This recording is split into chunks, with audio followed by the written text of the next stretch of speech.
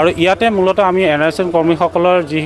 দাবী আছিলে সেই দাবীসমূহৰ এক যুক্তিসংগততা বিচাৰি আমি প্ৰায় 9টামান দাবী আমি চৰকাৰৰ ওচৰত উপস্থাপন কৰিছোঁ যি দাবীসমূহ আমি পূৰ্বৰ পৰা আমি চৰকাৰৰ ওচৰত জনাই আহিছোঁ বিভিন্ন সময়ত আমাৰ প্ৰতিবাদী কণ্ঠৰে জনাবলগীয়া হৈছে কেতিয়াবা আমাৰ মিটিং আকাৰে জনাবলগীয়া হৈছে কেতিয়াবা মেমৰিণ্ডাম দিছোঁ আমি DC ছাৰৰ ওচৰত মেমৰিণ্ডাম দিওঁ আমি আমাৰ সংশ্লিষ্ট ঊৰ্ধ্বতম কৰ্তৃপক্ষৰ ওচৰত আমি মন্ত্ৰী মহোদয়ৰ লগতো আমাৰ আলোচনা কৰাইছে কিন্তু এই আলোচনাবোৰ সদায় আলোচনা মাধ্যমতে থাকি যায় যেনেধৰণে ফলপ্ৰসূ হ'ব লাগে সেই তেনেধৰণে ফলপ্ৰসূ হোৱা নাই আজি আমি ধৰক 3দিনীয়া কাৰ্যসূচী 3দিনীয়া ধৰ্মসূচী আমি নিজৰ কাম কাজ এৰি পেলাই আহি পেলাই আজি প্ৰতিবাদ কৰিব লগা হৈছে ৰোগীক পণবন্দী কৰা নিচিনা এতিয়া চৰকাৰী ভাষাত ক'বলৈ গ'লে এইটো পণবন্দী বুলি কয় কিন্তু পণবন্দী কৰা আমাৰ উদ্দেশ্য নহয় আমি জৰুৰীকালীন সেৱাৰ বাদে বাকী নিয়মীয়া যিখিনি আমাৰ কাম কাজ থাকিব সেই কাম কাজখিনি আমি সম্পূৰ্ণৰূপে বিৰত থাকিম আৰু বিৰত থাকিবলৈ আমি বাধ্য আৰু সেই বাধ্য আমাৰ হয়তো যোনে যিমান দায়িত্ব সহকাৰে আমি দায়িত্ব ল'ব বিচাৰিছোঁ তেখেতসকলে দায়িত্ব নোলোৱাৰ কাৰণে হয়তো আমি এই বাৰে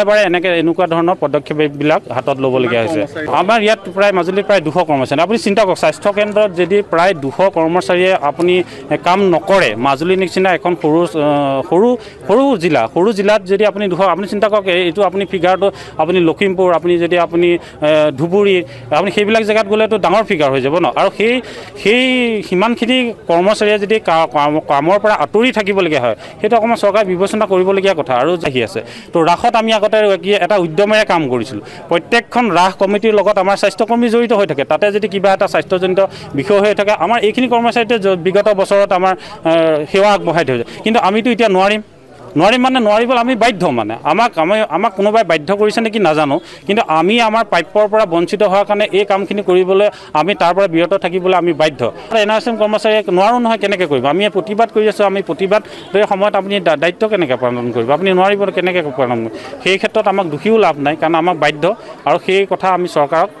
আমাৰ কৰ্তৃপক্ষে দৃষ্টিগোচৰ কৰক যে আমি